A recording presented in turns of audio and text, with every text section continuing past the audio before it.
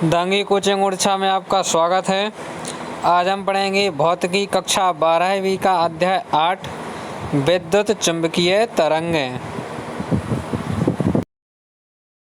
आवश्यक है कि तरंगें क्या होती हैं। तरंग क्या होती है? तरंग ऊर्जा संचरण या स्थानांतरण का एक माध्यम है।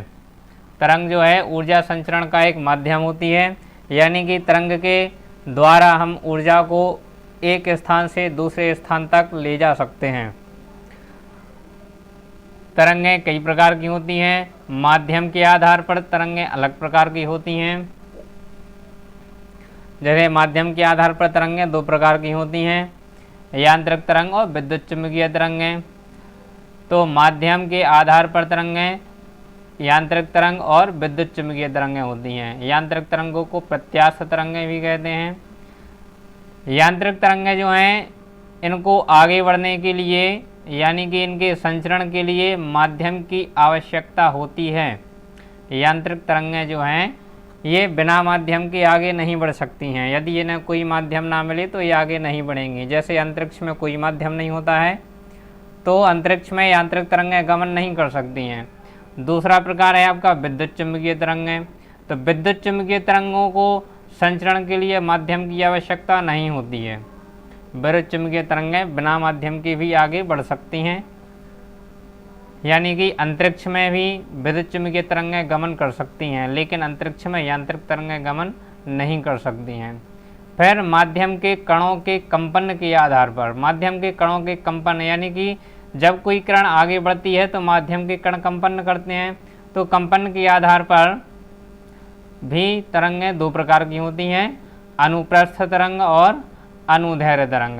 अनुप्रस्थ तरंगें क्या होती हैं कि जब माध्यम के जो कण हैं वो संचरण की दिशा के लंबवत कंपन करें, यानी कि जिस दिशा में आपकी तरंग को आगे बढ़ना होता है उस दिशा के लंबवत यदि आपके माध्यम के कण कंपन करते हैं तो वे तरंगें अनुप्रस्थ तरंगें कहलाती हैं। और जिस दिशा में आपकी तरंग आगे बढ़ रही है माध्यम के कण भी उसी दिशा में कंपन करें तो ये तरंगें आपकी अनुदैर्ध्य तरंगें कहलाती हैं। इसी प्रकार से ऊर्जा के गमन के आधार पर भी तरंगें दो प्रकार की ही होती हैं, प्रगामी और अप्रगामी। तो तरंगों को किसी भी आधार पर देखा जाए दो प्रकार की ही होती हैं।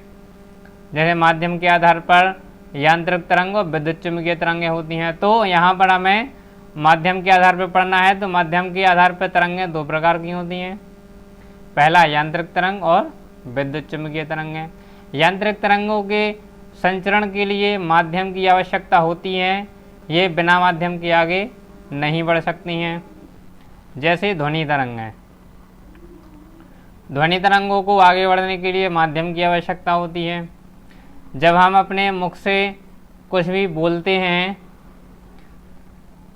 जैसे ये मान लो कोई ध्वनि स्रोत है, यानी इससे ध्वनि उत्पन्न हो रही है, या हम बोल रहे हैं या ये कोई स्पीकर है, कुछ भी है, ध्वनि स्रोत है, तो ध्वनि स्रोत के पास में जो वायु के कण हैं उनमें कंपन शुरू हो जाएगा।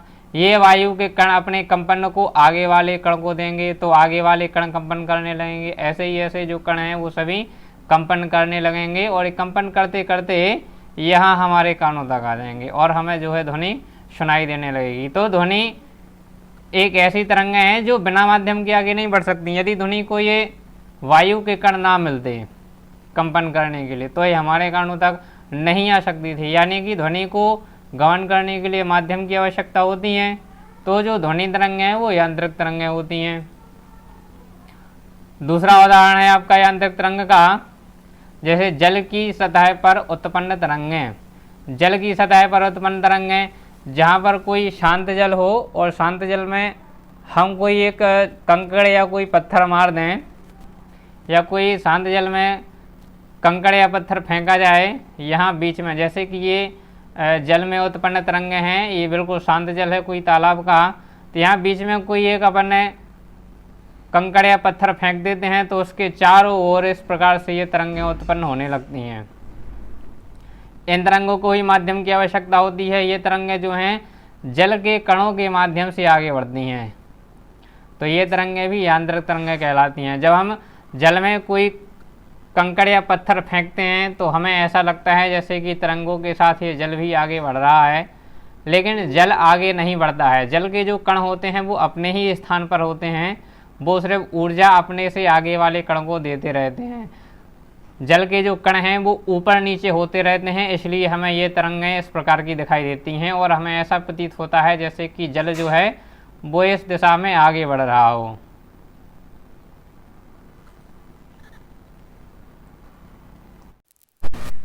तो ये तो हो गई आपकी यांत्रिक तरंगें। अब आती हैं आपकी विद्युत चुम्बकीय तरंगें। तो जैसा कि हम पहले बता चुके हैं कि विद्युत चुम्बकीय तरंगों के संचरण के लिए माध्यम की आवश्यकता नहीं होती है। ये विद्युत चुम्बकीय तरंगें ये विद्युत चुम्बकीय दोलनों से उत्पन्न होती हैं, जैसा कि इनका नाम है विद्युत चुम्बकीय तरंगें। तो विद्युत चुम्बकीय तरंगें जो हैं वो विद्युत चुम्बकीय दोलनों से ही उत्पन्न होती हैं। इनकी उत्पत्ति का मुख्य कारण क्या है, उत्पत्ति कैसे होती है इनकी?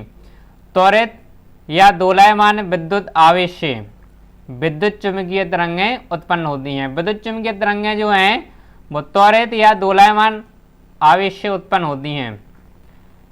इनकी चाल प्रकाश की चाल के बराबर, यानी कि जितनी चाल प्रकाश की होती है उतनी ही चाल इन विद्युत चुम्बकीय तरंगों की भी होती है। प्रकाश की चाल कितनी होती है?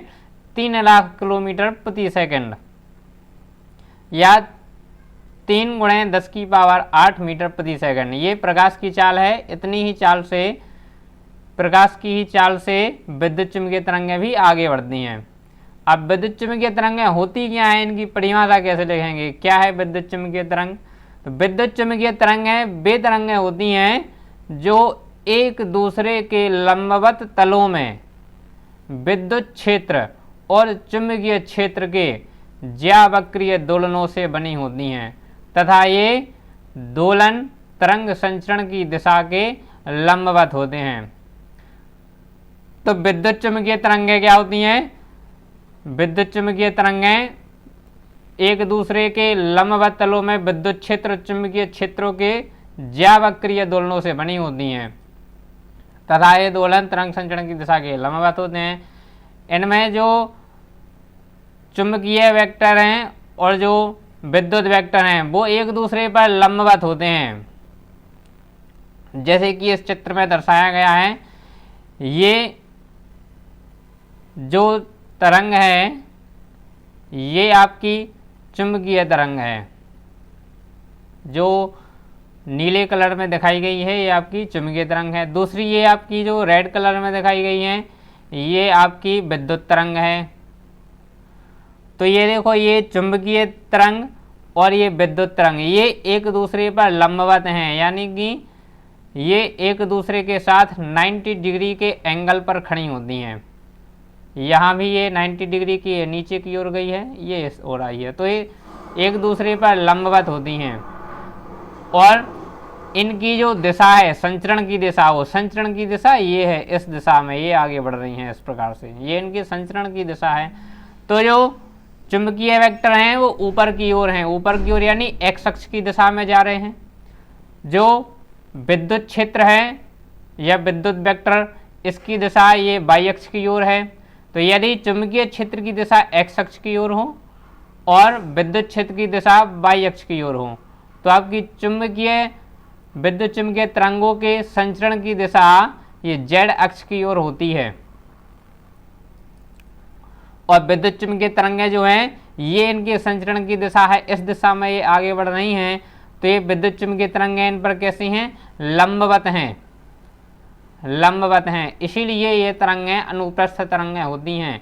विद्युत चुम्बकीय तरंगें अपने संचरण की दिशा के लंबवत होती हैं। ये संचरण की दिशा इस तरफ गई है और ये यहाँ पर भी 90 डिग्री का कोण है, इस प्रकार से भी 90 डिग्री का कोण है। तो ये विद्युत क्षेत्र और चुंबकीय क्षेत्र दोनों ही संचरण की दिशा के साथ 90 डिग्री के एंगल पर होते हैं, इसीलिए ये अनुप्रस्थ तरंगें होती हैं। विद्युत चुम्बकीय तरंगें जो हैं वो अनुप्रस्थ तरंगें भी होती हैं।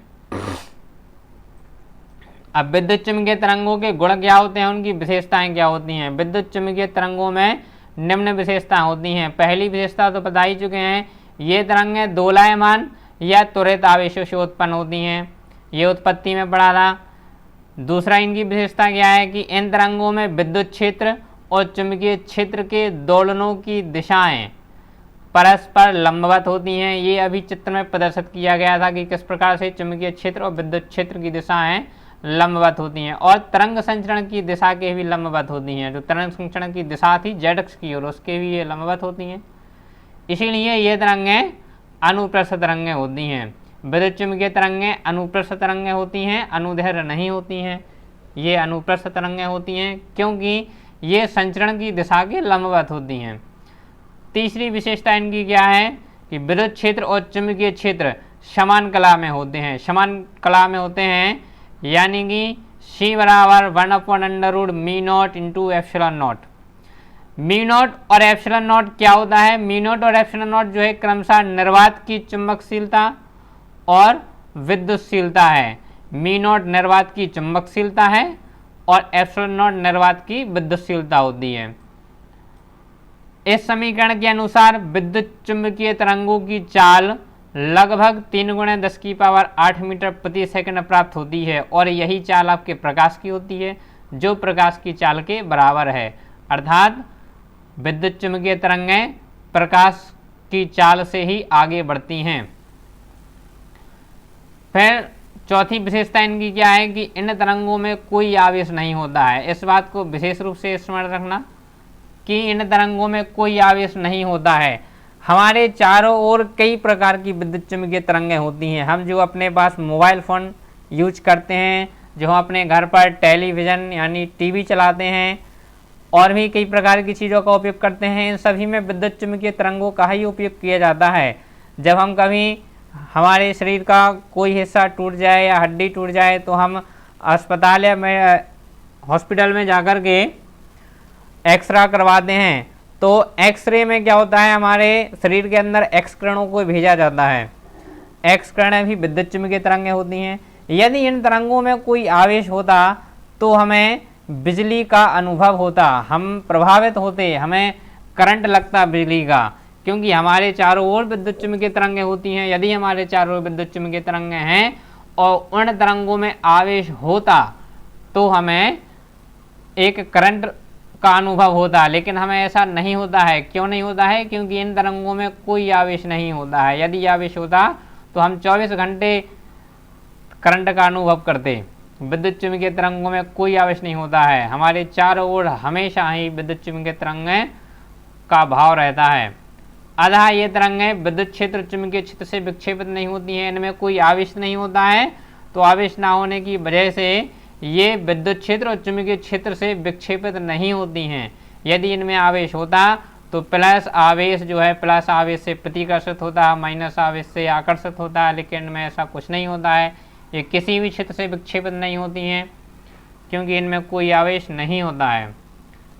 इनकी पांचवी विशेषता क्या है? ये तरंगें परावर्तन, अपवर्तन, व्यतिकरण, विवर्तन तथा मुख्य रूप से ये ध्रुवण के गुण को प्रदर्शित करती हैं। ये तरंगें परावर्तन भी प्रदर्शित करती हैं, अपवर्तन भी प्रदर्शित करती हैं, व्यतिकरण भी प्रदर्शित करती हैं, विवर्तन भी प्रदर्शित करती हैं, और सबसे अधिक महत्वपूर्ण ये ध्रुवण के गुणों को प्रदर्शित करती हैं। ये तरंगें अपने साथ ऊर्जा का स्थानांतरण करती हैं जो दोलनी विद्युत क्षेत्र और चुंबकीय क्षेत्र में संचित रहती है। विद्युत चुंबकीय तरंगें जो हैं वो विद्युत क्षेत्र और चुंबकीय क्षेत्र से के संयोग से ही बनी होती हैं एक प्रकार से। तो जो विद्युत क्षेत्र और जो चुंबकीय क्षेत्र में जो ऊर्जा संरक्षित रहती है, ये उसी ऊर्जा का स्थानांतरण करती हैं। सातवीं विशेषता क्या है? इन तरंगों में ऊर्जा व संवेग होता है। ये तरंगें ऊर्जा का स्थानांतरण करती हैं, तो इनमें ऊर्जा तो होता ही है, इनमें संवेग भी होता है। अतः ये तरंगें किसी सतह पर आपतित होने पर दाब आरोपित करती हैं। आठवीं विशेषता क्या है? तरंग संचरण के प्रत्येक बिंदु पर विद्युत क्षेत्र के परिमाण और चुंबकीय क्षेत्र के परिमाण का अनुपात विद्युत चुंबकीय तरंगों की चाल के बराबर होता है। तो हम किसी भी बिंदु पर देखें तो किसी भी बिंदु पर विद्युत क्षेत्र का परिमाण और चुंबकीय क्षेत्र का परिमाण जो है विद्युत चुंबकीय तरंगों की चाल के बराबर होता है। अब विद्युत चुंबकीय तरंगों की चाल प्रकाश की चाल के बराबर होती है, अर्थात और प्रकाश की चाल को c से प्रदर्शित किया जाता है। तो c प्रकाश की चाल होती है और यही c जो है विद्युत चुंबकीय तरंगों की भी चाल होती है। तो C equal to E not upon V not. E क्या है, ई आपका विद्युत क्षेत्र है और बी क्या है, ये आपका चुंबकीय क्षेत्र है। तो विद्युत क्षेत्र और चुंबकीय क्षेत्र दोनों के परिमाण का जो अनुपात होता है ये विद्युत चुंबकीय तरंगों की चाल के बराबर होता है। विद्युत चुंबकीय तरंगों का ये स्पेक्ट्रम है। स्पेक्ट्रम में इन किरणों को एक क्रम से रखा गया है।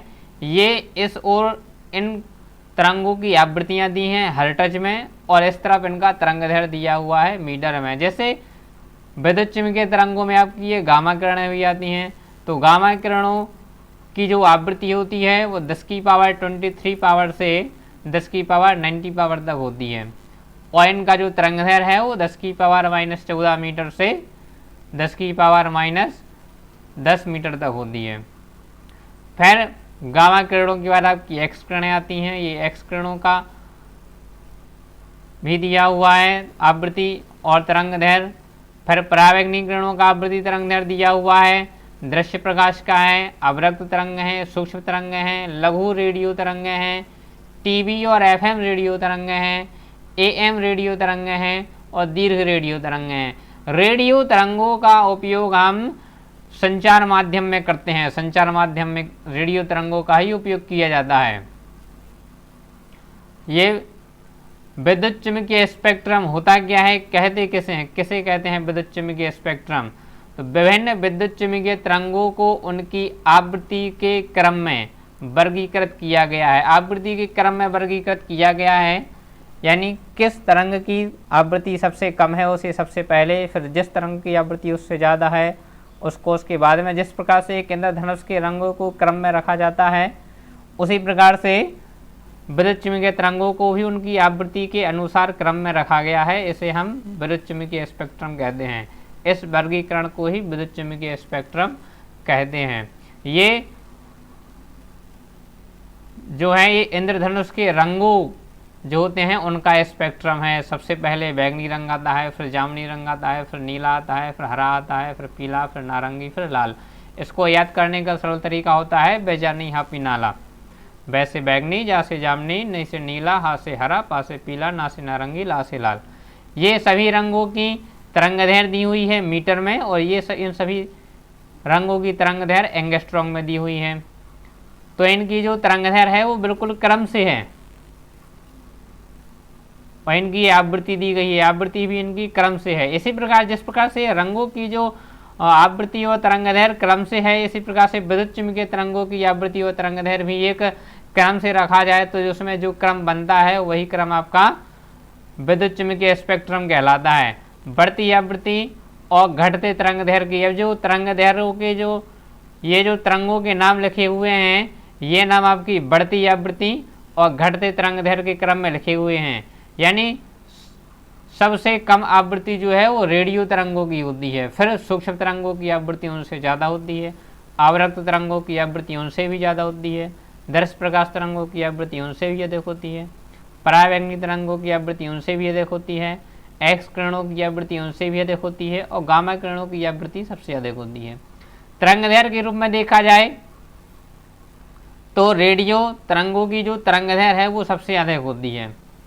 सूक्ष्म तरंगों की तरंगदैर्घ्य इनसे थोड़ा कम होती है, अवरक्त तरंगों की इनसे भी कम होती है, दृश्य प्रकाश तरंगों की तरंगदैर्घ्य इनसे भी कम होती है। ऐसे ही परावैंगनी तरंगों की और कम होती है, एक्स किरणों की तरंगदैर्घ्य और कम होगी और गामा किरणों की तरंगदैर्घ्य सबसे कम होती है। किन तरंग की आवृत्ति कितनी होती है इसके लिए एक चार्ट बनाया गया है, ये चार्ट अभी आपको दिखाया जाएगा। फिर इन तरंगों को हम क्रम से पढ़ेंगे, कौन सी तरंग की उत्पत्ति कैसे होती है, इनका उपयोग क्या से किया जाता है, इनके गुण क्या क्या होते हैं। तो सबसे पहले हम पढ़ते हैं इसी क्रम में रेडियो तरंगों की आवृत्ति। रेडियो तरंगों की आवृत्ति, तरंगदैर्घ्य, उत्पत्ति, गुण और उपयोग, इन सभी चीज़ों को पढ़ेंगे। तो रेडियो तरंगों की आवृत्ति परास लगभग 5 × 10⁵ हर्ट्ज से 10⁹ हर्ट्ज के बीच होता है। ये आपको सभी को याद रखना पड़ेगा कि रेडियो तरंगों की आवृत्ति परास कितनी होती है, इनका तरंगदैर्घ्य कितना होता है। इनका जो तरंगदैर्घ्य है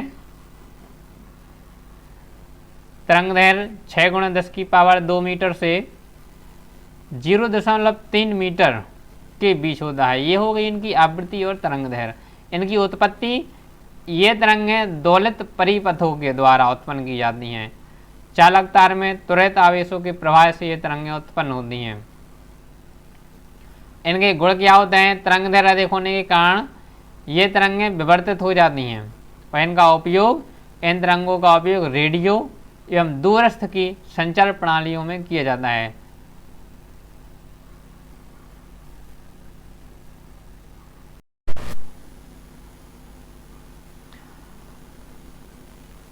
फिर आता है आपका सूक्ष्म तरंगें। रेडियो तरंगों के पश्चात सूक्ष्म तरंगें। सूक्ष्म तरंगों की आवृत्ति, तरंगदैर्घ्य, उत्पत्ति, गुण और उपयोग क्या होते हैं? सूक्ष्म तरंगों, लघु तरंगों की रेडियो तरंगें होती हैं, यानी कि जो सूक्ष्म तरंगें हैं वो एक प्रकार से रेडियो तरंगों का ही एक छोटा सा रूप होती हैं। इनकी आवृत्ति परास लगभग 3×10⁻⁹ हर्ट्ज यानी 3 गीगाहर्ट्ज से 3×10⁻11 हर्ट्ज यानी 300 गीगाहर्ट्ज के बीच, और तरंगदैर्घ्य जो है वो 0.1 मीटर से 1 किलोमीटर के बीच होता है। और इनकी जो उत्पत्ति है, इन तरंगों का उत्पादन विशेष प्रकार के निर्वात टीवो जैसे कि मैग्नेट्रॉन, क्लाइस्ट्रॉन, गन डायोड आदि के द्वारा किया जाता है। ये इनका उपयोग इन सब से किया जाता है, इनकी उत्पत्ति इन सब से की जाती है। गुण क्या होते हैं? इन तरंगों का तरंगदैर्घ्य बहुत कम होता है। बहुत कम होने के कारण आता है बड़े आकार के अवरोधों पर ये किरणें विवर्तित नहीं होती हैं।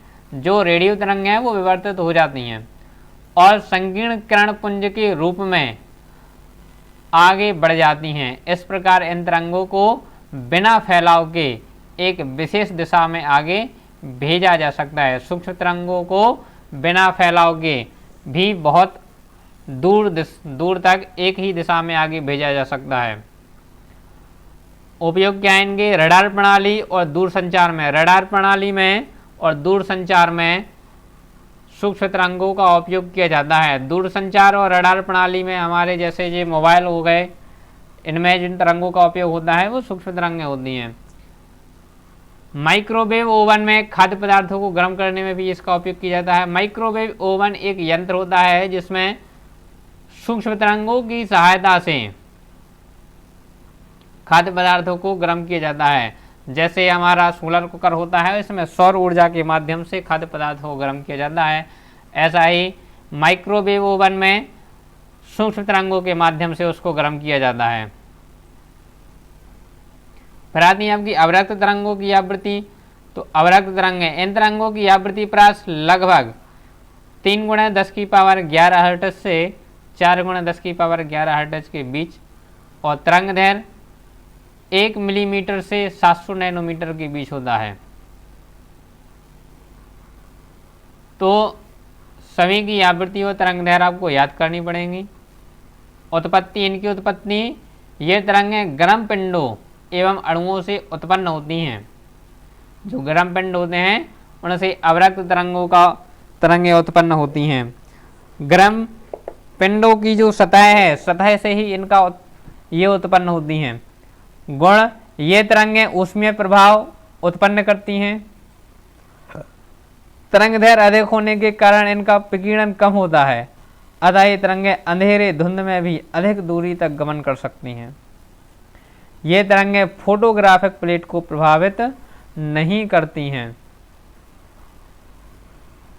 और इनका उपयोग, अवरक्त लैंपों का उपयोग काय चिकित्सा में किया जाता है। काय चिकित्सा यानी हमारे शरीर की त्वचा की जो चिकित्सा है उसमें इन तरंगों का उपयोग अंधेरे, धुंध या रात में फोटोग्राफी के लिए किया जाता है। पौधघरों में पौधों को गर्म रखने में इन तरंगों का उपयोग किया जाता है। पौधा घर में जो है एक कांच का कमरा प्रकार का बना दिया जाता है जिसमें आपकी छोटे मोटे पौधे उगाए जाते हैं, जिसको गर्म रखने के लिए इनका उपयोग किया जाता है, जैसे ग्रीन हाउस प्रभाव भी कहते हैं। फिर आपकी आती हैं दृश्य प्रकाश तरंगें। तो इनकी आवृत्ति, तरंगदैर्घ्य, उत्पत्ति और गुण और उपयोग। इन तरंगों की आवृत्ति परास लगभग 10 की पावर 4 गुणा 10 की पावर 14 हर्ट्ज और 7 गुणा 10 की पावर 14 हर्ट्ज के बीच तथा तरंग दैर्घ्य 700 नैनोमीटर से 400 नैनोमीटर के बीच होता है। उत्पत्ति कैसे होती है? सूर्य जो है दृश्य प्रकाश तरंगों का मुख्य स्रोत होता है। मुख्य स्रोत है, सूर्य से ही दृश्य प्रकाश तरंगों की उत्पत्ति होती है। दृश्य प्रकाश एक प्रकार प्रकाश ही है, प्रकाश ही होता है। विद्युत बल्ब, मोमबत्ती, आर्क लैंप आदि से प्राप्त प्रकाश भी दृश्य प्रकाश होता है। दृश्य प्रकाश के बिना हम कोई भी वस्तु नहीं देख सकते हैं। यदि हमें कहीं पर भी कोई भी वस्तु दिखाई दे रही है, इसका अर्थ है वहाँ पर दृश्य प्रकाश तरंगें उपस्थित हैं। इनके गुण क्या होते हैं? दृश्य प्रकाश दृष्टि संवेदना उत्पन्न करता है। दृष्टि संवेदना यानी कि हमें देखने की क्षमता देता है।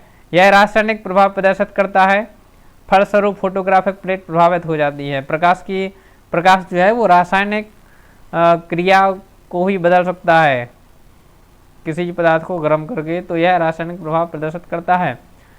दृश्य प्रकाश विद्युत प्रभाव भी उत्पन्न करता है। उपयोग: दृश्य प्रकाश की सहायता से वस्तुओं को देखकर ही उस जगह के बारे में विभिन्न जानकारियां प्राप्त कर पाते हैं।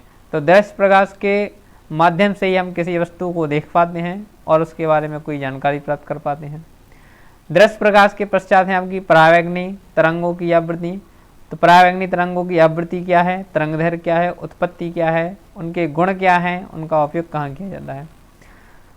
परावैंगनी तरंगें जो हैं, इन तरंगों की आवृत्ति परास लगभग 10 गुणा 10 की पावर 14 हर्ट्ज से 5 गुणा 10 की पावर 14 हर्ट्ज के बीच और तरंग दैर्घ्य 400 नैनोमीटर से 0.6 नैनोमीटर के बीच होता है। इनकी उत्पत्ति: परावैंगनी तरंगें सूर्य और गर्म पिंड एवं विशिष्ट लैंपों से उत्पन्न होती हैं। ये बहुत ही घातक और हानिकारक किरणें होती हैं। किसी परमाणु के आंतरिक सेलों में जब इलेक्ट्रॉनों का एक ऊर्जा स्तर से दूसरे ऊर्जा स्तर में संक्रमण होता है, यानी किसी परमाणु में आंतरिक सेलों में जब एक ऊर्जा स्तर से एक इलेक्ट्रॉन दूसरे ऊर्जा स्तर में जाता है, यदि किसी इलेक्ट्रॉन की ऊर्जा कम हो जाती है तो वो निम्न ऊर्जा स्तर में आ जाता है। यदि किसी इलेक्ट्रॉन की ऊर्जा अधिक हो जाती है तो वह उच्च ऊर्जा स्तर में चला जाता है।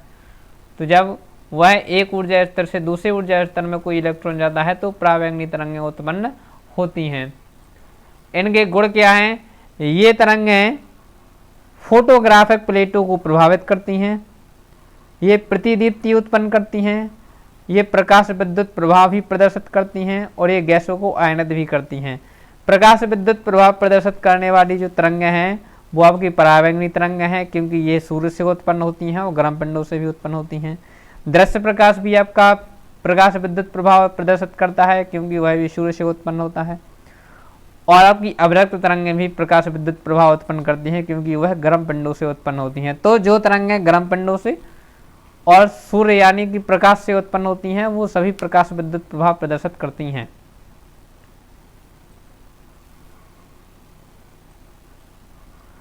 और परावैंगनी तरंगों का जो उपयोग है, इस अध्याय की जो शेष बची हुई किरणें हैं उनको हम दूसरे भाग में कंप्लीट करेंगे। जय हिंद। वीडियो को लाइक करें और चैनल को सब्सक्राइब करना ना भूलें।